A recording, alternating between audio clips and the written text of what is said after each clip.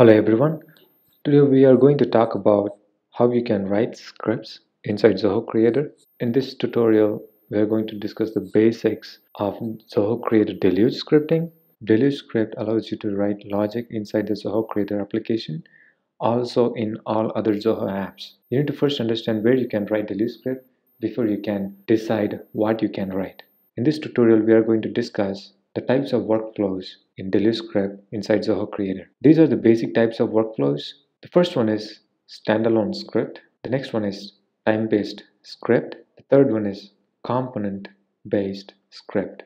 The first one is standalone script. This is a place where you can write your own script and use it on multiple occasions. Think of it like a reusable scripts. All right. And time-based scripts, you can perform a time-based actions. For example, if you have a date of birth of an employee, you can trigger an email action wishing him happy birthday on that particular day. Component-based scripts allow you to attach scripts for forms, fields, HTML pages in all parts of the application. You can also use the standalone script or time-based script on these component-based scripts. So we are going to say what are the component-based scripts we have inside Zoho Creator Deluge. The first one is form actions. The next one is field actions. The third one is HTML page script. Let's first say the form actions we have. Before we talk about form actions, we need to understand what are the forms we have inside Zoho Creator. We have a database form, and then we have a stateless form. Database forms store data in Zoho Creator. Stateless forms do not necessarily store data in Zoho Creator. This alert form does not have reports, but this employee form has reports. This means that this employee form is a database form and this alert form is a stateless form. In a stateless form, you can drag and drop any field and you can have as many buttons as you like. But in a database form, you cannot have as many buttons as you like because both buttons are linked to the record. Based on this, the actions, the workflows differ as well. For a database form action, we have three categories. One is when you add a record, because this is a record-based form. So one is when you add a record, when you edit a record, and when you delete a record. When you add a record, you open an add form. When you add a record on add, what you want to do when the form loads is defined in on add, on load. And similarly, we have on validate and on success. Let's first discuss this on load section so we can proceed to other sections. To get to the workflow of a form, there are two ways to get there. One is from the form, you click on workflow. When you open the workflow, it takes you right to the form actions. So this is where the form actions are. You can see the form actions right here. And one other way is click on this range menu, form settings. Then you have this workflow on add, on edit, on delete. Under on add, if you click on actions on load, you have this. All right. So I have a basic task, alert task. What it does is it basically throws a pop-up with a message you give inside the quotes. Let's first see when this on add, on load will be executed. Let me access this application and let's first see places we will use inside the application to add a record. The very first method is when you access the form directly. The next method is when you go to a report and hit that add button on the report. And the third one is if you use this form as a lookup field in another form, there you can add a new record. Whenever you click on this add new or add on report or access the form directly, the form pops up. So the on add on load is attached to that session. When you load this form, this is a session, and in this session you have the on add on load workflow. Whatever we write in the on add on load will be triggered when we access this add interface of a form. When I access this form directly, it gives me that alert. And when I go to the report and I hit add button, it gives me that pop-up. When I go to this other form where I use this form as a lookup and hit add new, I get that pop-up. These are the three places where the onAdd onload will be executed. So basically, onAdd onload means when you open a form for adding a record, what do you want the script to do? That's what we define in here. The next one is onAdd onValidate. Before we talk about validation, let's talk about the default validations inside a form. In any form, there are validation. For example, you can enable CAPTCHA. You can allow only one entry per IP address. You can allow one entry per user. You can also set maximum entries. These are the form validations. You can also set up field-based validations like make it mandatory, make no duplicate values. And for email type fields, they are same as the single line fields, but they expect the pattern with a @ symbol and a dot. It expects a valid email address. So these are the default validations. There are some times where we may want to write our own validation scripts. For that, we will use onAdd onValidate. Remember, these default validations are executed when you add a record, when you edit a record, on both places. But whenever you write a custom validation script, it is written only when you add an onValidate if you write it only here. Let's go to this form. We get this onAdd onload alert. That works. Now, let's just say this is an email address field. If I enter some numbers and hit submit, I'll get a validation error message, invalid entries found. It says enter valid email address for email, and this employee ID is a mandatory field. All right, so this is the validation, the default validation inside Zoho Creator. If I want to write a custom validation, for example, if I don't want to allow gmail.com emails, if I want to do that, I have a script that says if email contains gmail.com, I give an alert. You cannot use your personal email address. And I cancel the action with cancel submit.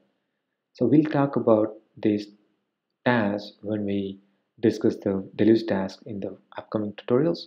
But for now, what this does is it checks for the email. If it contains gmail.com, it gives you an alert and cancels the form submit. So let's see if that works out. What do I do is I say I enter ruben@gmail.com and I give an employee ID, something like 002. If I submit, I get an alert. You cannot use your personal email address. Hit OK, and if I change it to something else and hit submit, it will submit automatically. And since the form loads again, for you to add the record, I get that onAdd onload script. And then we have onAdd onSuccess. When the validation is done and the record is added to the database, do you want to execute any scripts? So if you have that particular requirement, you use this onAdd onSuccess workflow. Here, you can write whatever you want. So you can take them to the next form. After you fill this employee information, I can take you to an alert form. All right. So for that, what I will do is I'll go here. I will use an open URL. This is a simple task. We'll discuss about these tasks later, but this is a simple task that opens the next form, alert form, in the same window. So what I do, I go to employee form. Let me submit a record, hit submit, and it takes me to the alert form. Okay, this is a stateless form. We'll discuss about the stateless form script later. But for now, the onSuccess is triggered after the validation is done. So when you add a record, the initial script that will be triggered is the onload. And as soon as you hit submit, there will be the default validation as well as the custom validations. If you want to write any custom validations, you will use onAdd onValidate. And then after record passes the validation and enters the database, you can write your other scripts in the onSuccess section. Next one is onEdit. So onEdit means when you edit a record, the same onload, onValidate, and onSuccess workflows will be triggered. First, you need to understand where you will edit the record. The only place where you will edit the record is from a report. You go to a report, you hit this edit button, and this is an edit interface for the form. When you edit a record, you will have the same three sections. Onload. So now here I give the message. So when I edit the record, It's going to tell me you are editing an employee. This workflow is called onEdit onload. And here I have the same validation to ignore Gmail email addresses. So when I hit update, it checks for the email. So if I replace this email to gmail.com and hit update, it will trigger you cannot use your personal email address. So that's what we have in the onEdit onValidate. Remember, onEdit onValidate is different from onAdd onValidate. You have to specifically write each messages. All right, so I can show you the difference. For example, if I change the alert message something like onEdit, you cannot use your personal email address on edit. So if I hit submit, it will say you cannot use your personal email address on edit. If I go to employee form and use a Gmail address and hit submit, it will say you cannot use your personal email address. So that's onAdd onValidate. This is onEdit onValidate. So onEdit onSuccess is same as onAdd onSuccess. When the validation is successful, we can use the open URL. So for example, if I take the same open URL, so instead of this, I can also open a website. So something like arbrc.com in a new window. After you edit a record, I go here. So I get you are editing an employee. Onload is called when you edit. So onEdit onload is this. And then I hit update. It's going to open arbrc.com in a new window. That's what the onEdit sections do for here. And then we have onDelete. Unlike onAdd and onEdit, onDelete section does not have a form for you to delete. So when you delete, how you delete is just hit this and then hit delete. So if you do that, you don't have a form. So you don't have onDelete onload. You have onDelete onValidate. I have a script that does not allow you to edit other employee information. For example, my login ID is zoho@arbrc.com. If I try to edit this record, I'm going to get that delete validation error. That alert messages you cannot delete others. That's the alert message I gave here, and I canceled delete. So that record is not deleted. So this is when you delete a record and you do the validation. You have onSuccess similar to onAdd onSuccess and onEdit onSuccess.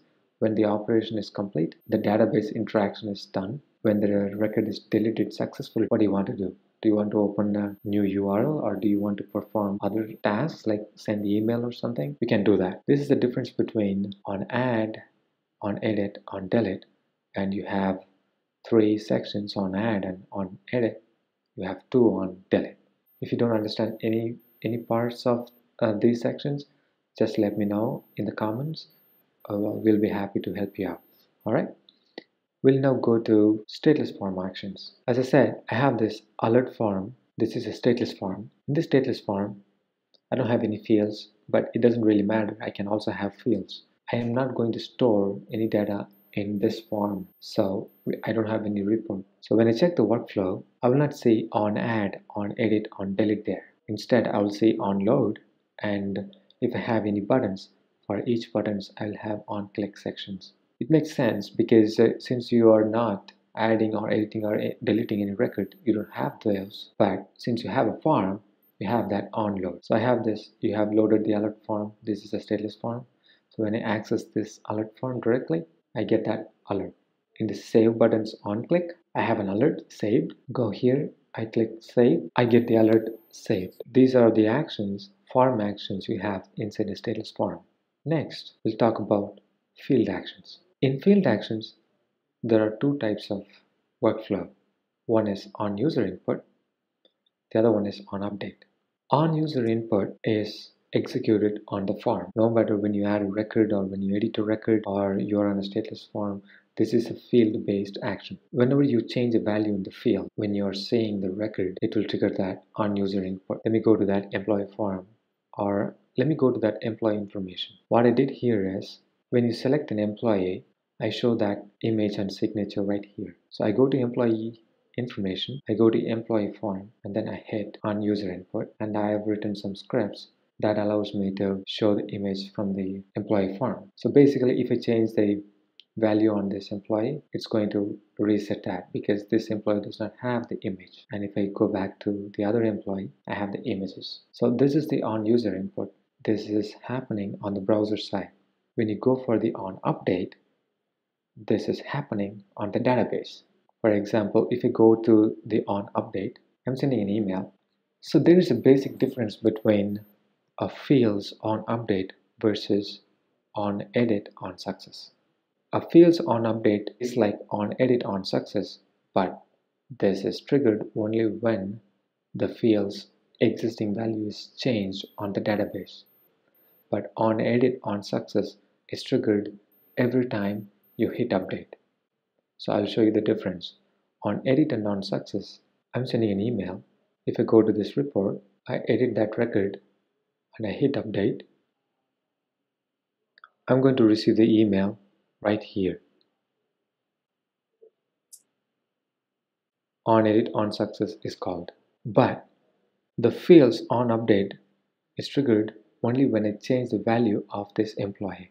So if I go here and if I change the value from this to something else and hit update, the on edit on success will be called, as well as the on update of this field will also be called.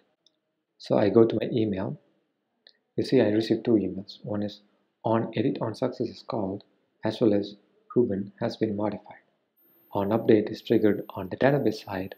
On user input is triggered on the browser side. The final one is HTML page. You can write delete scripts on HTML page as well.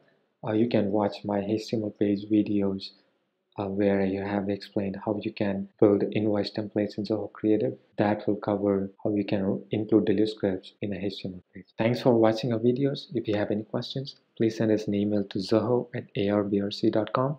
We'll be happy to answer them, or you can also put them in the comments. We'll respond to them. Thank you. Have a great day.